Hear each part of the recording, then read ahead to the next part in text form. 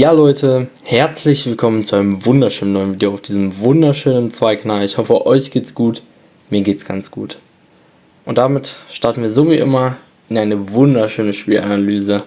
Heute geht es nämlich um Andi Hoti, der zu Dresden gewechselt ist.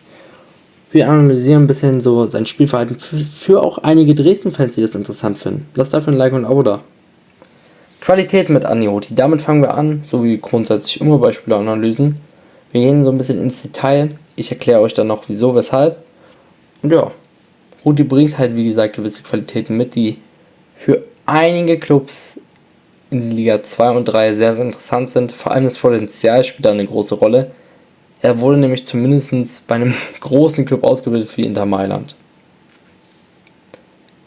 Punkt 1. Hoti ist sehr, sehr körperstark.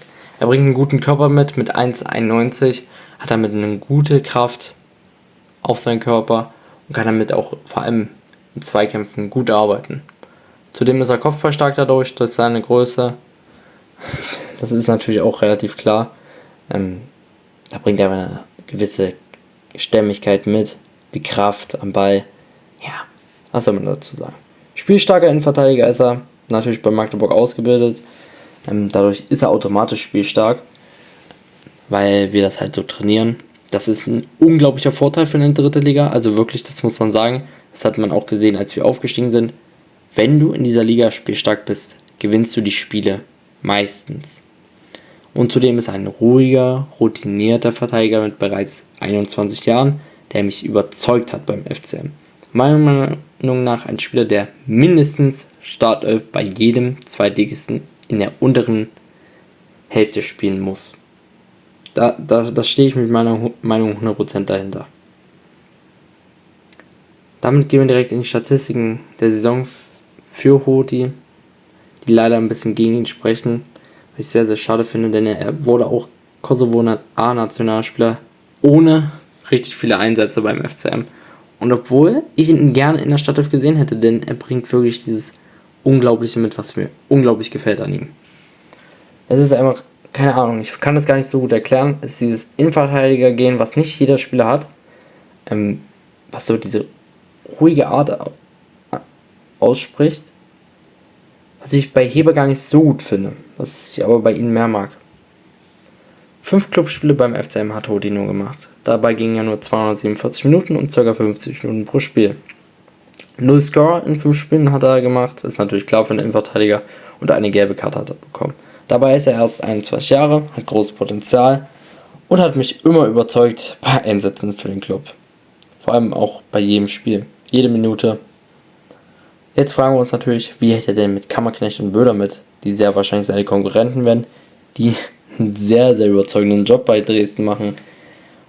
Und deswegen auch für mich sehr, sehr fraglich ist, wieso er denn überhaupt in den Kader von Dresden kommt. Außer natürlich, dass er seinen Ex-Trainer da hat. Wir fangen direkt an. Nur mit Club bei Andi Hoti. 5 Spiele, wie gesagt, für den FCM. 247 Minuten, im Durchschnitt 50. Eine gelbe Karte hat er bekommen. 21 Jahre alt ist er. Bringt halt, wie gesagt, das Potenzial mit. Was halt für einen Innenverteidiger wichtig ist. Meiner Meinung nach auch ein Spieler, wenn er weiter durchzieht und sehr, sehr hart an sich arbeitet, der innerhalb von den nächsten 5 Jahren, wenn er will, Bundesliga spielen kann. Wie gesagt, man merkt wahrscheinlich auch, dass ich sehr überzeugt von ihm bin, weil ich halt wirklich eine Meinung habe über ihn, die mich enttäuscht, dass der FCM das nicht sieht irgendwie an Hoti. Also zumindest habe ich das im Gefühl. Ich kann es mir nicht vorstellen, weil das irgendwie dumm wäre, aber ist einfach so. Wir machen direkt weiter mit Claudio Kammerknecht. 16 Spiele für Dresden konnte er machen, 1364 Minuten ist er gegangen, im Durchschnitt 85. Das ist sehr, sehr stabil für einen Verteidiger. Dabei konnte er 2 Vorlagen und 2 gelbe Karten einsammeln. 25 Jahre alt ist er, Mann, also noch ein bisschen Potenzial ist auf jeden Fall nach oben. Ist meiner Meinung nach ein Zweitliga-Verteidiger. Auf jeden Fall. Dresden macht es auch diese Saison echt gut, sehr, sehr routinierend. Und ich denke mal, im Endeffekt werden die auch aufsteigen. Haben jetzt auch meiner Meinung nach mit Hoti einen unglaublich guten Transfer gemacht. Eine Leihe ohne Kaufoption, die sehr, sehr gut für sie ist. Also wirklich Respekt an Dresden, gut gemacht. Besser geht's nicht. Machen wir weiter mit Lukas Böder. Da sprechen wir natürlich auch nur über den Club. 19 Spiele für Dresden konnte er machen, mehr also als Kammerknecht. Ist dabei 1583 Minuten gegangen, 83 Minuten im Durchschnitt. Dabei konnte er ganze 0 Scorer und 0 gelbe Karten sammeln oder auch allgemein keine Karten, wie zum Beispiel rote. 27 Jahre alt ist er, also da ist nicht mehr so viel ganz viel Potenzial nach oben. Ist auch ein sehr, sehr interessanter Spielertyp. Der hält einfach die Schotten dicht hinten bei Dresden. Das gleiche gilt für Kammerknecht. Also eigentlich haben die gar keinen Bedarf unbedingt in der Innenverteidigung, meiner Meinung nach. Weil Dresden das echt da ganz gut macht. Gerne können mich auch Dresden-Fans da berichtigen, aber ich sehe da nicht unbedingt so viel Bedarf bei euch im Kader, noch einen Innenverteidiger zu verpflichten.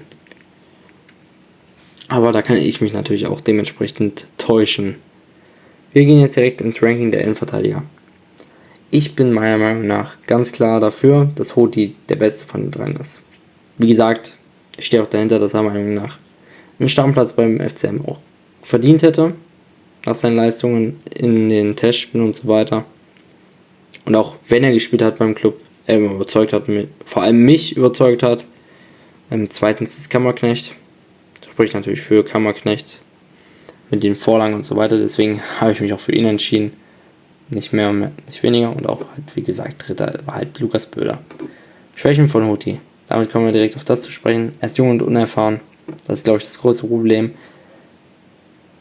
Ist dadurch auch manchmal ein bisschen schludrig.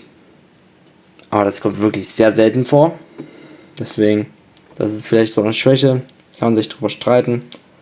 Macht es für sein Alter auf jeden Fall ganz gut. Passspiel im Gegenpressing ist, glaube ich, das größte Problem bei ihm. Das muss er auf jeden Fall noch gut weiterentwickeln. Aber das ist beim FCM natürlich auch sehr, sehr schwierig, weil da wirklich das Pressing am höchsten so ist für das Spielsystem. Also auch hat er da mit nicht mal so harte Probleme, würde ich sagen, in der dritten Liga vor allem nicht. Ballkontrolle ist so auch noch ein Thema, wo man vielleicht noch ein bisschen Potenzial nach oben hat. Und das hat aber jeder Spieler insgesamt Potenzial nach oben. Grundsätzlich finde ich es sehr, sehr schade, dass er nicht mehr beim FCM ist, zumindest die halbe Saison. Ich hoffe, er kommt stärker zurück und holt sich dann den Stammplatz in der nächsten Saison. Würde ich ihm vom Herzen gönnen. Dresden-Fans, ihr könnt wirklich glücklich sein über diesen Transfer. Da habt ihr sehr viel richtig gemacht. Lasst an dieser Stelle gerne ein Like und ein Abo da. Schreibt eure Meinung zum Wechsel in die Kommentare und ob Hoti die Stammposition sich holt. Damit sehen wir uns hoffentlich beim nächsten Mal wieder. Damit ciao Leute und einen schönen Tag noch.